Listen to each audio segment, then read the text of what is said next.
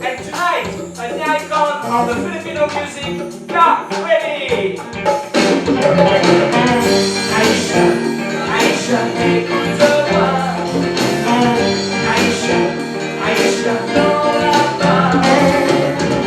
Aisha, Aisha, together one. Aisha, Aisha, no Rapa.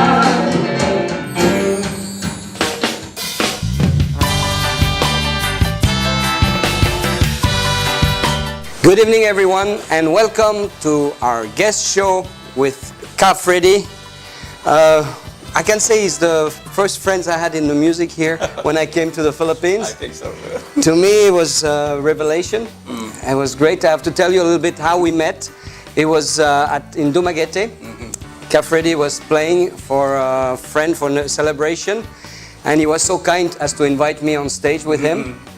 And as the evening went by, the people kept on asking, Anak, Anak, Anak. So poor guy had to sing 3 times Anak. Yeah. All different versions. So that's how I did, and that's how I got the Anak in my head. And it's sure is a beautiful song, and sticks with it. We had a blast there also. Yeah, we sang some rock and roll. Yeah, it was a nice place. And people were dancing and partying and everything.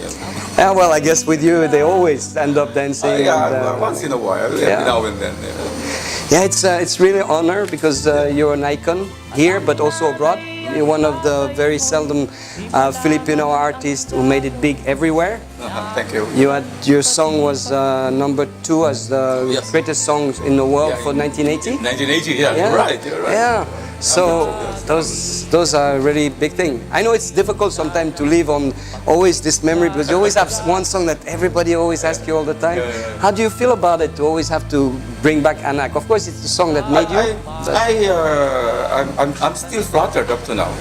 People tell me about that. But, I had this little bit of regret because after Anak, I promoted Magdalena. Remember, Magdalena was also a worldwide hit, but I cannot spend so much time in promoting Magdalena because that was the time that Ninoy Aquino was killed. Yeah, and you were very much yes, and I was very much into the People's Revolution in the parliaments of the streets. Yeah.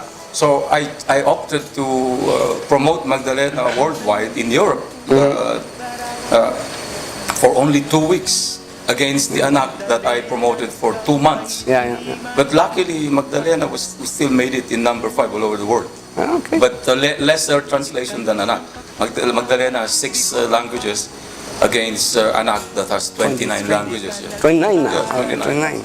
And more than 100 different versions. Yes, more than 100 versions. And I added the 101. Now 106. Now 106. 106. Okay, very good. So I'm glad that I could make the hit go up. Yes, all right. Yeah, so Freddie, besides your music, as you said, you're very much involved with the life of the people because really what you do is, I mean, you're a folk singer, so you sing about the happiness and the pain of the people. And when I listen to your song, I mean, there's some song, one was Trabajo como caballo, I work like a horse. Trabajo. Trabajo. And then another one is of course about Mindanao, about the peace, the fight. It's about that. It's still ongoing up to now. They're still fighting there. I think it's something that everybody hopes to achieve. We are up to now. We're still hoping to achieve a peaceful solution to the problem in the now. I mean, instead of people killing each other there. Definitely, because they've been suffering for a long time, and it will be good. They're Filipinos, and it's all one nation, and should be. There's no reason why it should not work if there's a good will. I think it will work, especially with the new president we have now. I think he has definitely the will to push that forward. Yes. He has the will. So you have a position now in the government. What is it about? Because I was the first.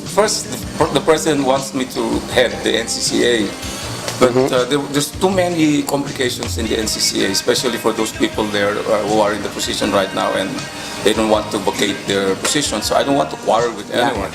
So they came up with, what about if you will just be the presidential advisor on culture? So I said, that sounds good. I said, so does it come with an office? And they said, if you want. I said, no, what? But I said, I don't want to be in the office at the meantime. I said, I'm not yet finished with what I'm doing. I still love what I'm doing. Sure. So they said, okay, we will make you the advisor, but you don't have to have an office. So I report to the president.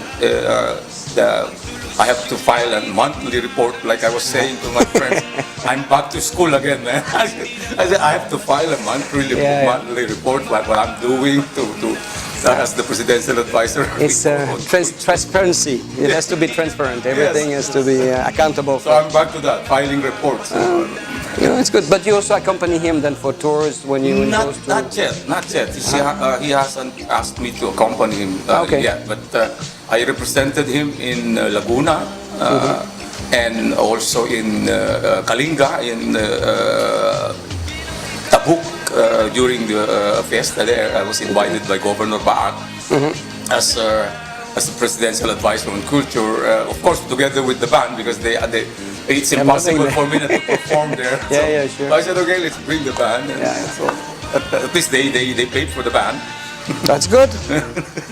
And I saw you, of course, at the inauguration of the president when you performed for him. It was a special request from the president for me to perform there.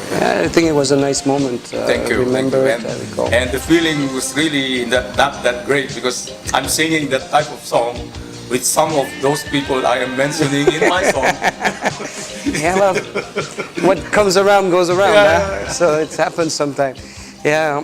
So now I've seen you perform with the band. So you have your own band. Ever since 1980, I formed my first band called Kayumangi Band, which is the Brown Race. It's called Brown Race.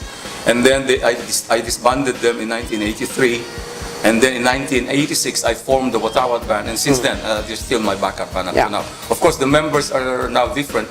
Like my lead guitar player now is my youngest son, Jericho. Just turned 28 last night. And also my bass player now, every now and then, is my eldest son, Jonan. And of course, we still have the original bass player, Ray Egpai, the Castro. I saw with your son, and he's ready. And my drummer now is Sammy Aguilar also. Your son is a very good guitarist. He is. In fact, last night the people went wild when they heard him playing the guitar. They was jumping and dancing. He's amazing. So you get the succession is there slowly. Your sons are involved. Yes, they are. Even my grandchildren, they're all singing. Okay, so you have grandchildren as well. Yes, I have 4. With my own children, but I have many grandchildren with my nieces and my nephews. Okay. And you're planning on having more? I heard you have a wife, yes, a young wife? wife? Yes, we are planning to have one. Hopefully, if Allah will permit, we might have one. So, best of luck with that. Thank you.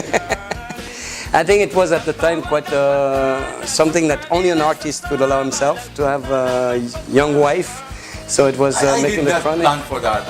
Of course not. I was loveless for 14 years. Oh, wow. And my children and my close friends are starting to worry that they said, how come you are not falling in love anymore? I said, they're all the same.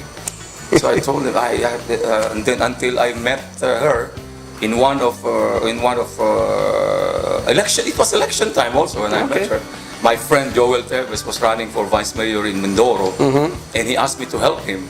And he told me, Freddie, the people in Mindoro said, I will be the next vice mayor if you can come with me there and tell them that I'm really your friend. So I said, okay, I'll do that for you. So that's how I met. He got elected. Yes, he got elected. Good. Vice mayor, and then I met my future wife. Accidentally, I met. I'm not looking for any relationship when I went there. I was there to help Joel Teves, and that's it. That's why I said destiny happens. Absolutely. God do it in His time. Absolutely. And as an artist, we have that advantage. Yeah, we have the excuse. We can do things that are a bit crazy that people will not. Look at Mick Jagger, man. Come on. We are better looking than Mick Jagger. Absolutely. We probably used less drugs than he did. Yeah. Talking about, well, since I'm on the subject of drugs, I mean, how do you feel? Because you as a singer, folk singer, you also defend Yes. values of life, values of equalities. How do you feel about all these things that are happening at the moment with, unfortunately, those unfortunate killings for trying to get rid of the drugs? My background is very wide when it comes to that because my father was the chief of police in our town, and my grandfather was a soldier. So I know how it is to involve in arresting and without resistance and arresting when someone wants to kill you. Of course, if I am the police and I am arresting someone and that someone would like to kill me, I would rather kill him first than before me because I have also my family. If it happens that way, that the police did their job because the other one is resisting and he's giving so much violence during the time that the arrest is happening, I would say that's within the law.